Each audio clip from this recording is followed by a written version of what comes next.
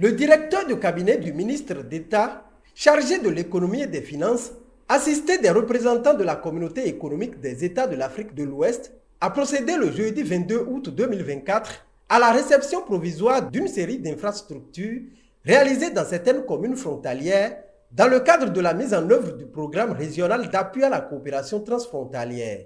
La cérémonie de réception provisoire des ouvrages a réuni les différents acteurs à l'école primaire publique de Yola à Kalale, une école qui a, dans le cadre de la mise en œuvre du dit projet, bénéficié d'un magasin couplé à une cuisine dotée de foyers modernes afin d'accompagner la vision du gouvernement qui est d'offrir un repas chaud par jour aux apprenants dans les écoles à cantine. L'événement d'aujourd'hui permet de procéder à la réception provisoire des sites au niveau de nos 5 communes. Ce n'est pas seulement à Kalale qu'il y a eu des réalisations. Nous avons eu des réalisations à Goué dans Grand Popo. Nous avons eu des réalisations à Plaroué. Nous avons eu des réalisations à Ouedeme, à Lokossa. Nous avons eu des réalisations à Gogoro, dans Savé. Mais nous avons choisi spécifiquement, à cause de vous, Kalale, pour lancer tout ça. Le choix de la commune de Kalale pour réceptionner les infrastructures réalisées dans les 5 communes n'est pas un hasard. Le sujet d'action de Kalale est un sujet d'actualité, d'importance pour le gouvernement. Vous savez, depuis 2016, le chef de l'État, le président Patrice Talon, a fait de l'alimentation scolaire un programme phare. Et à ce titre-là, il a mis en place le programme de cantine scolaire, qui permet aujourd'hui de nourrir plus de 1 400 000 enfants dans les écoles. Nourrir les enfants, c'est bien. Maintenant, il faut des conditions appropriées pour nos mamans, nos sœurs qui préparent ces repas-là.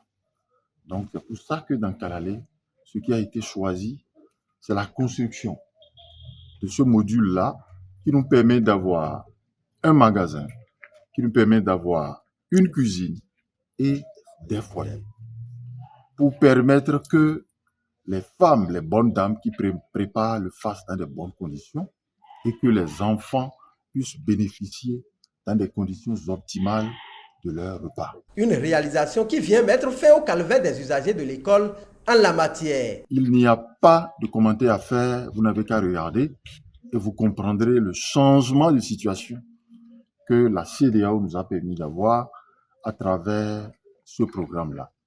Donc, je voudrais profiter de cette occasion, au nom de Monsieur le ministre d'État, pour remercier la CEDEAO pour cet appui financier-là, non seulement à la commune de Kalale, mais également à toutes les autres communes.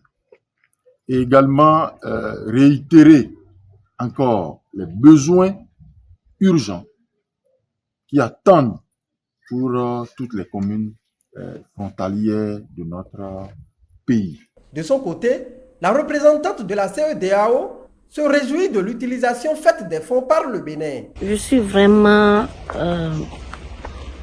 contente de l'utilisation que le Bénin a fait des fonds et je m'en vais remercier à travers le directeur du cabinet qui est ici, le ministre des Finances, pour le bon travail que son équipe sous la direction du directeur de l'intégration a fait. J'ai remarqué que c'est vraiment une pérennisation ou bien une action qui montre qu'on va vraiment vers la CEDEAO des peuples, dans le sens où le financement a profité à beaucoup de communautés. Je suis vraiment très contente, émue, et puis je suis prête à ramener des recommandations, de proposer des recommandations pertinentes au niveau de la hiérarchie pour qu'on puisse financer plus de projets transfrontaliers, parce que je pense que financer les projets transfrontaliers, c'est ça qui veut dire aller vers les peuples. Parce que si on va vers la CEDEAO des peuples et que le peuple ne sait même pas qu'on est là, donc il n'y a rien qui est fait, quoi, je veux dire. Donc j'ai toujours voulu être sur le terrain, j'ai toujours voulu que les choses soient faites de cette manière et je me réjouis de ce que le Bénin a fait. comparé à ce que j'ai vu, donc je pense que le Bénin est parmi les pays qui ont fait le mieux l'utilisation des financements de la CEDEAO dans le cadre du pacte. Ce qui enchante les communes bénéficiaires où l'on appelle à l'initiation d'autres projets au profit des populations dans les zones frontalières du Bénin. L'ABGF a toujours souhaité la synergie d'action pour une meilleure prise en charge des populations frontalières. C'est pourquoi lorsque la DIER a obtenu ce projet, a tendu la main à l'ABGF et le directeur général s'est réjoui de l'initiative de la DIER. Et il souhaite que cela continue pour que tous les partenaires puissent se mobiliser au profit des populations frontalières. Donc, nous nous réjouissons vraiment à l'ABGF que la CEDEAO, à travers la direction de l'intégration économique régionale, puisse apporter de meilleures conditions aux populations frontalières. Je voudrais, au nom des 36 maires représentant donc les communes frontalières du Bénin, et principalement au nom des maires de Grand Popo, de Lokossa, d'Aplahoué, de Savé et de Kalalé, remercier la CEDEAO pour cette belle initiative.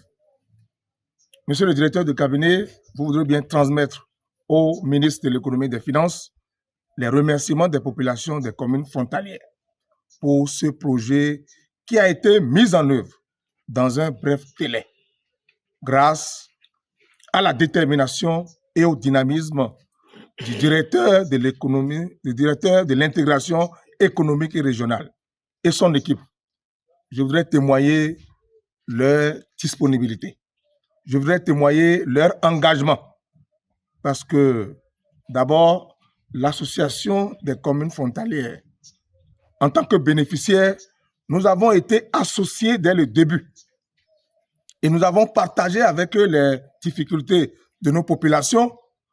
Je voudrais remercier la direction pour avoir pris en compte nos doléances parce qu'on aurait pu utiliser ces fonds pour impacter une seule commune. Cela ne suffirait même pas. Mais nous avons ensemble fait le tour de ces communes. Nous avons recensé les besoins qui étaient déjà recensés par le gouvernement à travers le PUDEF que le chef de l'État lui-même il a mis en place. Il s'agit du programme d'urgence de gestion des espaces frontaliers. Aujourd'hui, c'est devenu une réalité.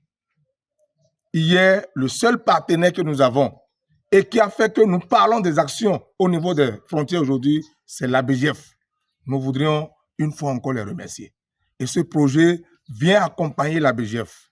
Monsieur le directeur, monsieur le DC, nous voudrions que beaucoup de projets viennent encore dans nos communes frontalières parce qu'il y a effectivement des problèmes à régler. Rappelons que les populations ont rassuré de faire un bon usage de l'infrastructure réalisée à l'école primaire publique de Yola à Kalalé.